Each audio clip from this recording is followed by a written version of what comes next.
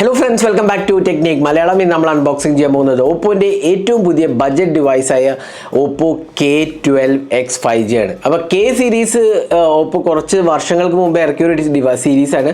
എന്നാൽ അതിൽ ഒരുപാട് ഡിവൈസസ് ഒന്നും ഇന്ത്യയിൽ വന്നിട്ടില്ല.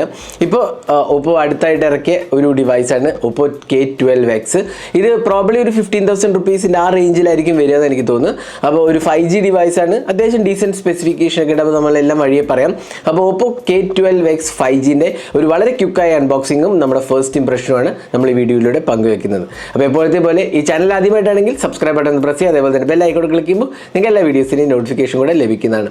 അപ്പോൾ നമുക്ക് ഓപ്പോ K12X 5G ഒന്ന് ആദ്യം അൺബോക്സ് ചെയ്യാം, എന്നിട്ട് ബാക്കിയുള്ള വിശേഷങ്ങൾ പറയാം. അപ്പോൾ ഇതാണ് box package. Oppo K12X 5G എന്ന് എഴുതിയത് കാണാം.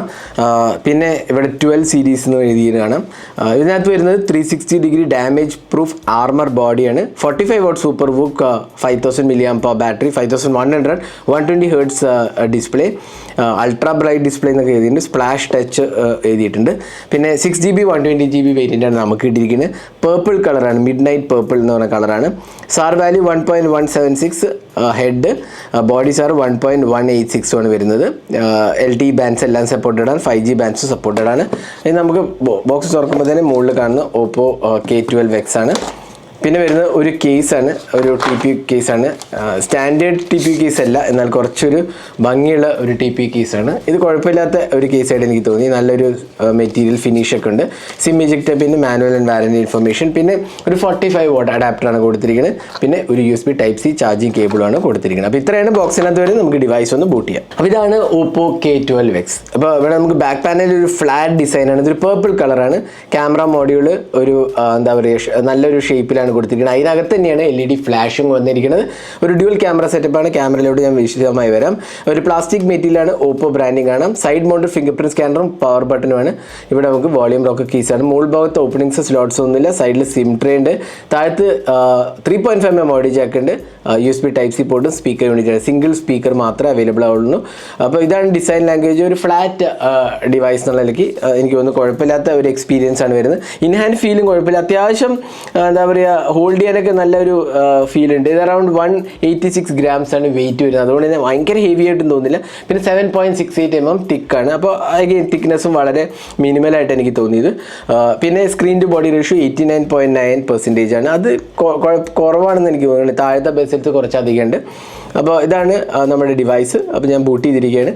അപ്പോൾ ഓവറോൾ ഡിസൈൻ എനിക്ക് കുഴപ്പമില്ലാന്ന് തോന്നി. നല്ല ഒരു ഡിസൈൻ, കുഴപ്പമില്ലാത്തൊരു ലുക്സ് ഒക്കെ ഉണ്ട്. ബഡ്ജറ്റ് സെഗ്മെൻറ്റിൽ വേണ്ട ഒരു ലുക്സ് ഒക്കെ ഉണ്ട്. ഇത് നമുക്ക് ഡിസ്പ്ലേയിലേക്ക് പോകും. ഇവിടെ നമുക്ക് കിട്ടുന്നത് ഒരു IPS LCD പാനലാണ്. അതല്ല ഇതിൽ ഏറ്റവും വലിയ പ്രോബ്ലം. ഇത് 720p ഡിസ്പ്ലേ, അതായത് HD+ റെസൊല്യൂഷൻ ഡിസ്പ്ലേ ആണ്. ഫുൾ HD അല്ല എന്നുള്ളതാണ് ഒരു പ്രോബ്ലം. 120 Hz റിഫ്രഷ് റേറ്റ് ഉണ്ട്, എന്നാലും 720p പാനലാണ്. 1000 nits ഓഫ് പീക്ക് ബ്രൈറ്റ്നസ് ആണ് കൊടുത്തിരിക്കുന്നത്. അപ്പോൾ ഈ പ്രൈസ് സെഗ്മെൻറ്റിൽ definitely 720p display definitely acceptable അല്ല എന്ന് പറയാം. ഒരു ഫുൾ HD ഡെഫിനറ്റ്ലി വേണ്ട ഒരു കാര്യമാണ്. ഇൻഫാക്ട് ചില ഡിവൈസസിൽ AMOLED ഫുൾ HD ഉണ്ട്. അവിടെയാണ് ഇപ്പോൾ HD+ റെസൊല്യൂഷൻ ഡിസ്പ്ലേയും IPS LCD പാനലും കൊടുത്തിരിക്കുന്നത്. 120 Hz റിഫ്രഷ് റേറ്റ് കൊടുത്തിട്ടുണ്ട്.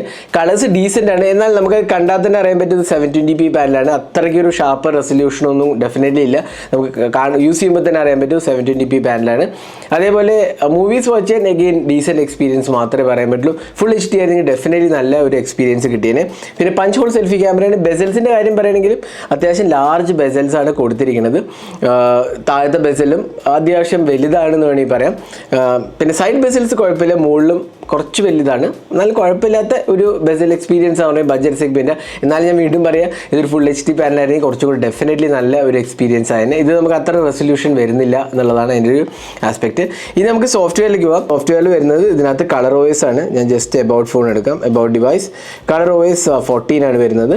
ഇവിടെ നമുക്ക് MediaTek Dimensity 6300 chip, 5100 mAh battery, 6GB റാമോ, 8GB റാം വേരിയൻറ്റും ഉണ്ട്. ഇപ്പോൾ K12X 120GB വേരിയൻ്റാണ് നമ്മുടെ കയ്യിലുള്ളത്.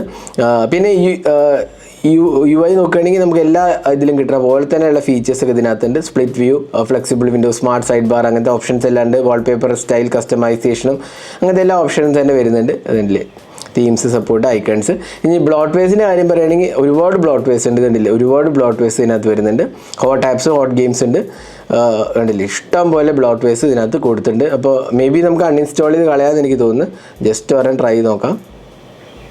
നമുക്ക് അൺഇൻസ്റ്റാൾ ചെയ്ത് കളയാം, എന്നാലും ഒരുപാട് എണ്ണം ഇൻക്ലൂഡഡ് ആണ് എന്നുള്ളതാണ്. അപ്പോൾ സോഫ്റ്റ്വെയറിൻ്റെ കാര്യം പറയുകയാണെങ്കിൽ ഒരു ഡീസൻറ്റ് എക്സ്പീരിയൻസ് ആണ്, എന്നാലും ഒരുപാട് ബ്ലോട്ട്വെയർസ് ഉണ്ട്. അത് അൺഇൻസ്റ്റാൾ ചെയ്ത് കളയാന്നുള്ളതാണ് എനിക്ക് തോന്നുന്നു കുഴപ്പമില്ലാത്തൊരു ആസ്പെക്ട്. പിന്നെ കളർ വൈസ് അത്യാവശ്യം ഫീച്ചർ റിച്ച് UI ആണെന്ന് എനിക്ക് തോന്നുന്നു. അപ്പോൾ അതുകൊണ്ട് തന്നെ എക്സ്പീരിയൻസ് കുഴപ്പമില്ല. Android 14 out of the box വരുന്നുണ്ട്. അപ്പോൾ ഇതാണ് സോഫ്റ്റ്വെയർ എക്സ്പീരിയൻസിനെ കുറിച്ച് പറയുകയാണെങ്കിൽ. ഇനി ഇതിനകത്ത് പെർഫോമൻസിൻ്റെ കാര്യം പറയുകയാണെങ്കിൽ Dimensity 6300 ചിപ്പാണ് വരുന്നത്. അഗെയിൻ ഒരു എൻട്രി ലെവൽ 5G ചിപ്പ് എന്നുള്ളതിലേക്ക് നമുക്ക് ഒരുപാട് ഡിവൈസസ് കണ്ടിട്ടുണ്ട് 6300 ചിപ്പ്.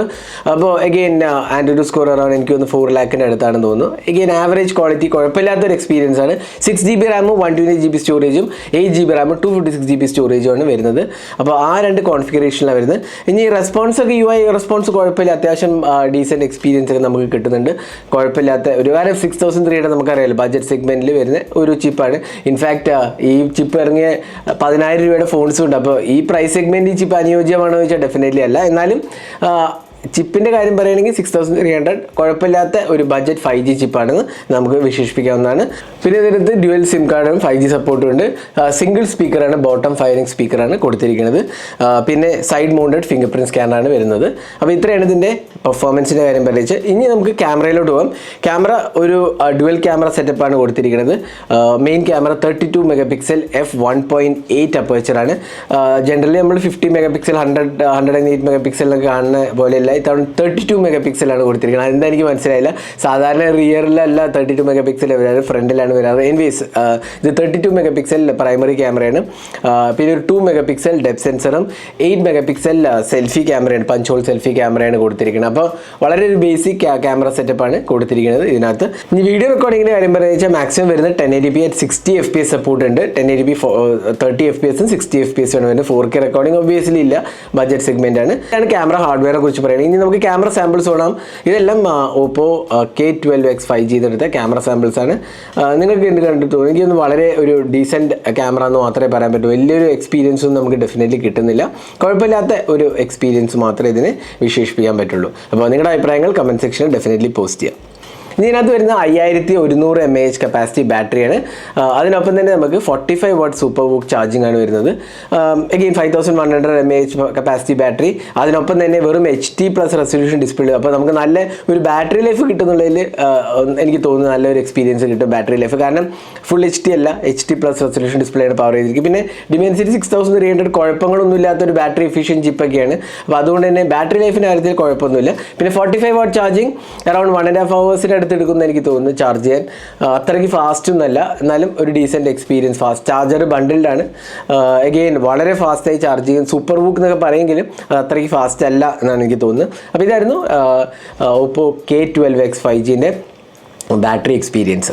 ഇനി ഓവറോൾ പറയുക ഓപ്പോ K12X ഒരു ബഡ്ജറ്റ് ഡിവൈസാണ്. എന്നാൽ ഇതിൽ കുറേ പോരായ്മകളുണ്ട്. 720p ഡിസ്പ്ലേയിലു, അതേപോലെ ക്യാമറ എക്സ്പീരിയൻസ് ജസ്റ്റ് ഡീസൻ്റ് ഉള്ളൂ. ഒരുപാട് ബ്ലോട്ട്വെയർസ് ഉണ്ട്. പിന്നെ പ്രൈസിങ്ങും കുറച്ച് കൂടുതലാണ്. AMOLED ഡിസ്പ്ലേ ഇല്ല. അങ്ങനെ കുറേ കാര്യങ്ങളുണ്ട്.